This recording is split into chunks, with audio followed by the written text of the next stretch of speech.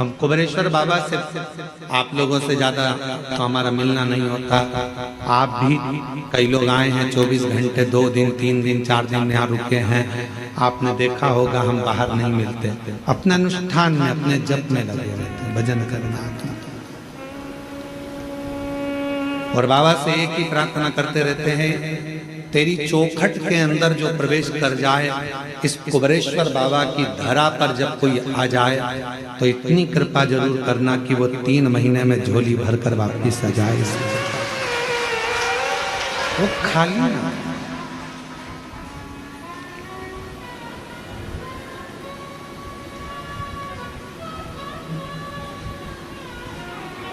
खाली रह गया तो 50 जगह जाकर कहेगा मैं सीहोर गया था कुबेरेश्वर बाबा के यहाँ और इतना सुना था मैंने कि वो देता है, फिर मैं कैसे खाली रह गया।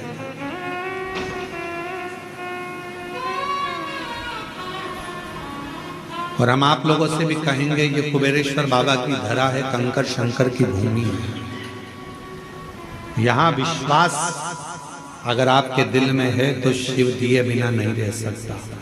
एकांत में बैठकर 108 बार श्री शिवाय नमस्तुभ्यम बोलो, 5 कंकर बीन कर उसका पूजन करो, उसको शिव मानकर उसकी आराधना कर कर उससे प्रार्थना करो, बाबा बहुत आस लेकर आया हूं, मेरे बाबा, मेरे भोलेनाथ, मेरे शंकर, सब दूर से हार चुका हूं, तब आखिरी में तेरे दरवाजे आया। और अगर तेरे दरवाजे से भी खाली चला जाऊंगा तो फिर कहां जाऊंगा। अब ये श्वास तेरी है, शरीर तेरा है, घर तेरा है, परिवार तेरा है। जैसे तूने आज मुझे अपने धाम में बुलाया, पूजन करवाई, ऐसी कृपा करना कि मुझे फिर वापस खूब देना, खूब कृपा करना, स्वस्थ होकर परिवार के साथ आनंद के साथ तेरे धाम फिर आऊं और फिर पूजन कर। ऐसी कृपा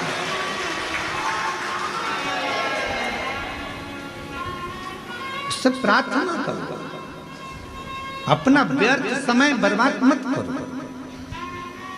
बड़ी मुश्किल से बुलाया है उसने तुमको, अपना समय बर्बाद मत करो। यहाँ घूम लिया, वहां घूम लिया, वहां घूम लिया, कितना। आज सवेरे एक माता जी मिली थी वहां की, राजस्थान की, वो कह रही थी कि गुरुजी हम जब रेलवे स्टेशन पर उतरे तो ऑटो वाला बोला हम तुमको यहाँ घुमाएंगे, वहाँ घुमाएंगे, उसके इतने रुपए लग जाएंगे, हम तुम्हें वहाँ लेकर चलेंगे, हम तुम्हें वो मंदिर, हम तुम्हें वहाँ लेकर जाएंगे, हम तुम्हें वहाँ लेकर जाएंगे। मैंने ऑटो वाले से कहा भैया देख, मैं 2021 में आई तब भी बहुत सारी जगह घुमाया, 2022 में भी आई बहुत सारी जगह घुमाया, 2023 में भी आई ऑटो वाला, तुम लोगों ने बहुत सारी जगह घुमाया, पर 2024 में फिर मैंने सुना कि कुबेरेश्वर धाम जाना है, अपने बाप के घर से, बाप के घर से फिर अपने घर जाना है, उससे मांगूंगी, अब किसी से नहीं। तो 2024 में मैं केवल बाबा के धाम आकर उससे प्रार्थना कर कर जो गई, तो आज 2025 में मेरी गाड़ी में खुद बैठकर, स्वयं बैठकर मिलेंगे बहुत, यहाँ चल वहां चल, हम तुझे यहाँ ले चलते हैं, वहां ले चलते हैं। बाप एक ही होता है, बाप एक ही होता है। क्यों उससे मिलने आए हो, उससे बात करने आए हो, थोड़ा बैठो उसके पास। हम भी निकल सकते हैं अपने कमरे से बाहर, हम भी तुम्हारे बीच में घूम सकते हैं, पर क्यों आप उससे मिलने के लिए आए, उसके दरवाजे आए। सीहोर वाला महाराज तो आपको चवन्नी भी नहीं दे सकते, देगा तो वो करोड़पति बनाकर तुमको फिर बुलाएगा। आप हमसे मिलने नहीं, आप उससे मिलने के लिए आए, आप हमारे लिए नहीं। कथा सुनना है, कथा भी क्या है, शिव के मिलन का बिंदु।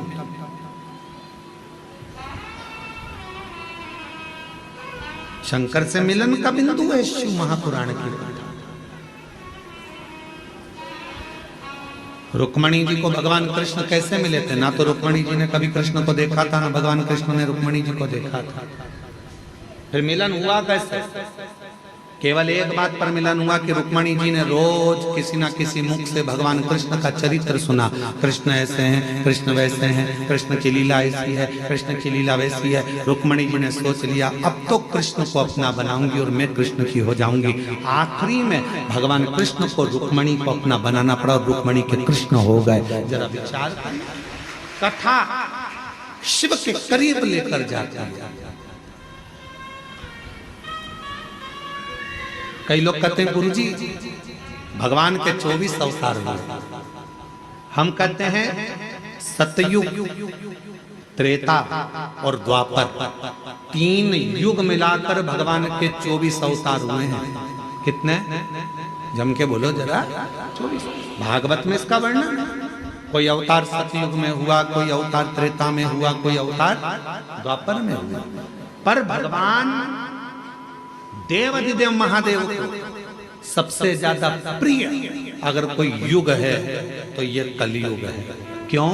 शिव जी कहते हैं कि 3 युग मिलाकर 24 अवतार हुए हैं, पर मात्र कलयुग में भगवान कहते हैं कि 55 अवतार हुए हैं। केवल कलयुग अकेले। कहा गुरुजी 55 अवतार कैसे? तो किसी ने पूछा कि केवल अकेले कलयुग में भगवान के 55 अवतार? हाँ, कभी श्रीमद वल्लभाचार्य जी के रूप में, कभी श्री रामानुजाचार्य के रूप में, कभी श्री निम्बारकाचार्य के रूप में, कभी नामदेव जी के रूप में, कभी मीराबाई के रूप में, कभी कर्माबाई के रूप में, कभी तुकाराम जी के रूप में, कभी छत्रपति वीर शिवाजी के रूप में, कभी स्वामी समर्थ के रूप में, कभी रामकृष्ण परमहंस के रूप में, कभी स्वामी विवेकानंद के रूप में। ये भगवान के ही तो अवतार है। 3 युग मिलाकर 24 अवतार हुए हैं, पर कलयुग अकेले में भगवान ने 55 अवतार ले लिए। इतने संत, इतने साधु जिन्होंने भक्ति कर कर भगवान को प्राप्त करा, वो भगवान का ही तो स्वरूप। जितने भक्त सतयुग में नहीं हुए, जितने भक्त द्वापर में नहीं हुए, त्रेता में नहीं हुए, उससे ज्यादा भगवान के भक्त कलयुग में पैदा हुए, जिन्होंने भक्ति कर कर सारे जनमानस को कृतार्थ किया। ये अवतार जितने साधु, सन्यासी, तपस्वी, साधक, उपासक जो भगवान की अविरल भक्ति में डूबे हुए हैं, वो भगवान का ही तो एक प्रतिबिंब है, भगवान का ही तो स्वरूप है। एक गीत की लाइन है, तुझ में रब दिखता है यारा में क्या, आप उसको ढूंढो। और जब उस स्वरूप को किसी में देखते हैं तो वो उसमें नजर आता है। क्यों आए कुबरेश्वर धाम? कथा सुनने के? क्यों आयो कुबरेश्वर धाम? बाबा से बोलने के लिए। क्यों आयो कुबरेश्वर धाम? बाबा से विनय करने के लिए, निवेदन करने।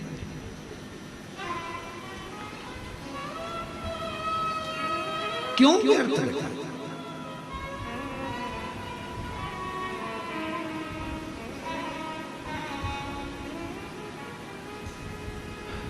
कुबरेश्वर बाबा की धरा पर मेरी माताएं, मेरी जीजियां भी आती हैं, जिनके संतान नहीं है, वो भी आकर अगर दंडवत करती है।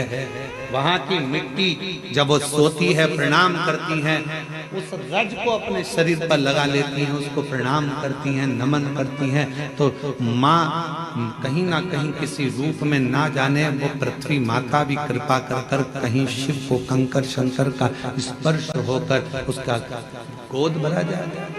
कुछ तो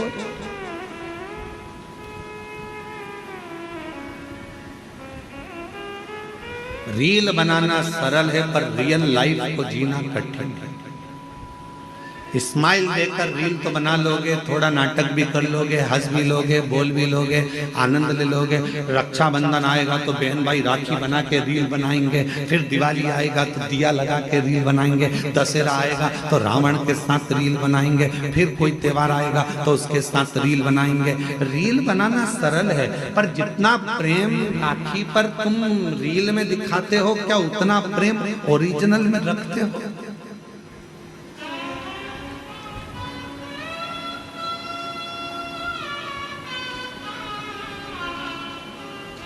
रील बनाना सरल है। एक फिल्म का निर्माण करना सरल है।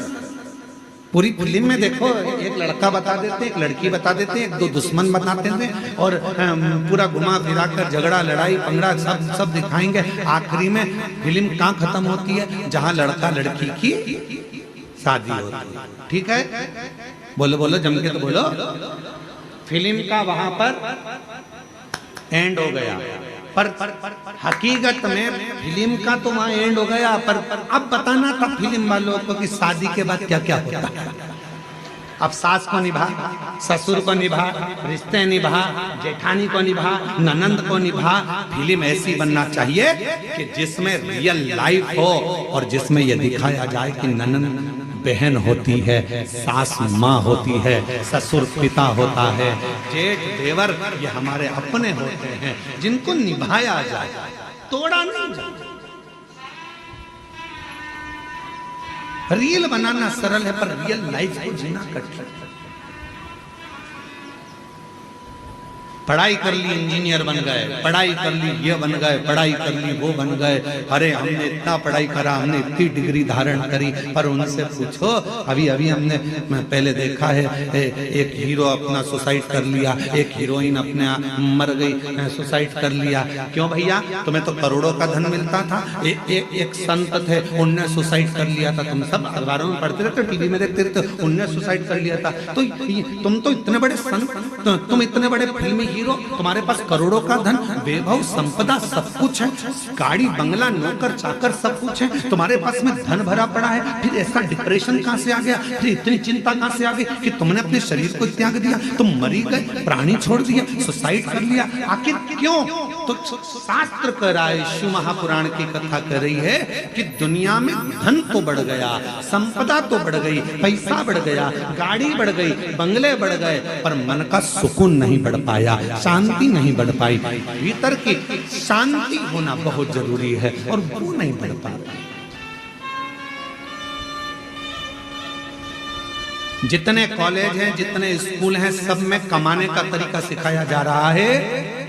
जितने कॉलेज हैं, जितने स्कूल हैं, सब में कमाने का तरीका सिखाया जा रहा है। कमाई कैसे करना है, किस तरह से कमाना है, पैसा कैसे लाना है। हर कॉलेज में, हर स्कूल में कमाने का तरीका सिखाया जा रहा है, पर कोई कॉलेज, कोई स्कूल ऐसा नहीं है जिसमें प्रेम बढ़ाने का, उम्र बढ़ाने का, घर में व्यवहार बढ़ाने का तरीका सिखाया जाए। वो बढ़ गया, उसको बढ़ाया जाए। और प्रेम जब अनंत हो गया, रोम रोम संत। प्रेम बढ़ाने का तरीका मेरे शिव सिखाता। किससे झगड़ा करा तुमने? अपने पति से। झगड़ा कर कर कहां गई? शंकर जी के मंदिर में। क्या करने? एक लोटा जल चढ़ा। अब जब तुम शिव जी के मंदिर में एक लोटा जल चढ़ाने जा रही हो झगड़ा कर कर, तो वहां तो देखो कि शंकर और पार्वती दोनों साथ रह रहे हैं और तुम झगड़ा करके मायके चली गई। वापिस आओ मायके से, किसी के बुलाने का इंतजार मत करो, आओ अपने घर। देखो शंकर जी अपनी पत्नी के साथ रह रहे हैं, गणेश जी पुत्र के साथ में रह रहे हैं, कार्तिकेय के साथ रह रहे हैं, अपनी बेटियों के साथ रह रहे हैं, पति पत्नी। ये आएगा, शंकर जी की लाइफ में विष आया है, शंकर जी के सामने भी विष आया है, पर उन्होंने पी लिया, निगल लिए, कंठ पर रख लिया और अपनी लाइफ अच्छी जी रहे हैं। तुम्हारी जिंदगी में भी दुख आएगा, किसका झगड़ा नहीं होता। शंकर पार्वती जी का भी सती माता को समझाया, माता सती नहीं समझी, अपने पिताजी के घर चली गई, जकर भस्म हो गई। कितना दिल दुखा होगा महादेव का, कितना मन दुखा होगा शिव जी का। लोग कहते हैं सबसे ज्यादा प्रेम इन देवता का था, इन देवी का था, इनका था, उनका था। लोग कहते हैं प्रेम की मूर्ति ये भगवान थे, पर सही प्रेम की मूर्ति तो मेरे शंकर भगवान और माता सती थी। शायद शिव जैसा प्रेम किसी ने नहीं करा, शायद माता सती जैसा प्रेम किसी ने नहीं करा। अपने पिता के घर में जब अपने ही पति का अपमान होता देख लिया तो सती माता ने प्राण त्याग दिए। कितना प्रेम करती होगी मां सती अपने शिव से, और कितना प्रेम भगवान शंकर करते होंगे कि सती माता जलकर भस्म हो गई, कंधे पर धर लिया, तांडव रच दिया, मेरी पत्नी, उसकी याद में गले में मुंडों की माला पहन ली। और बचा कुचा था, मेरी पत्नी मर गई तो उसके तन की भस्म को, राख को अपने शरीर पर लपेट लिया कि मेरी पत्नी की राख है। इतना प्रेम शिव अपनी सती से करते थे और इतना प्रेम सती अपने शिव से करते थे। ये प्रेम है, ये प्रेम। केवल मैसेज में लिख देने से आए,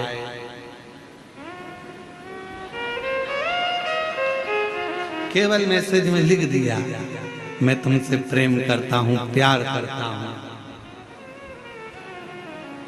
हो गया उतने में। मोबाइल दिला दिया, प्रेम हो गया उतने में। आज के जितने त्योहार हैं केवल गिफ्ट के हो गए, केवल गिफ्ट के त्योहार।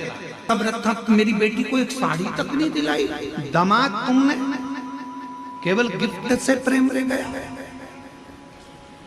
केवल लेन देन से प्रेम रह गया। पहले कुछ नहीं होता था, कुछ भी नहीं। किसी के घर में तो धन भी नहीं होता था तो भी निपटा था, परिवार निपटा था। अभी एक बहन उसका घर में कुछ भी नहीं था, कुछ भी। उसने अपने पड़ोसी से कहा कि मेरा छोटा सा झोपड़ा है, टूटा हुआ घर है, मेरा छोटा सा झोपड़ा, टूटा घर। हमारे यहाँ तो कोई मूर्ति खरीद कर लाएंगे लक्ष्मी जी की या देवता की तो वो पैसे भी नहीं। तुम सीहोर वाला महाराज से पूछो ना कि हम पूजन किसकी करें, लक्ष्मी जी के पूजन किसकी। उसकी पड़ोसन से उसने कहा तो पड़ोसन ने फोन लगाया सीहोर कुबरेश्वर धाम। आशीष हमको बोले कि गुरुजी, उन्होंने पूछा ना हमारे पास में चढ़ाने का कुछ है, ना लगाने का कुछ है, ना हम हमारे घर को ज्यादा पोस सकते हैं, गाय के गोबर से लीप दिया है, हम किस चीज की पूजन करें। तो हमने आशीष से कहा उनके घर में कुछ नहीं होगा, झाड़ू जरूर होगी, आप उनसे बोल दो दिवाली पर झाड़ू की पूजन कर ले, लक्ष्मी टूट मार। उस बूढ़ी माँ ने अपने पति के साथ झाड़ू की पूजन कर, उसमें भी तो लक्ष्मी बसती है।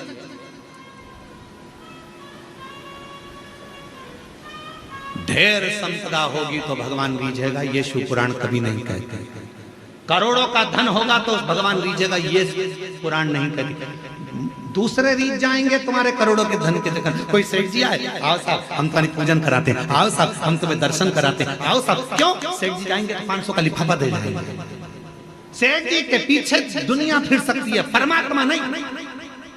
भगवान को सेठ से मतलब नहीं है, वो तो खुद सांवरिया सेठ है। धन से दुनिया खुश हो सकती है, मेरा महादेव कभी धन से खुश नहीं हुआ। मेरा महादेव तो एक लोटा जल और तुम्हारे मन से प्रसन्न होगा।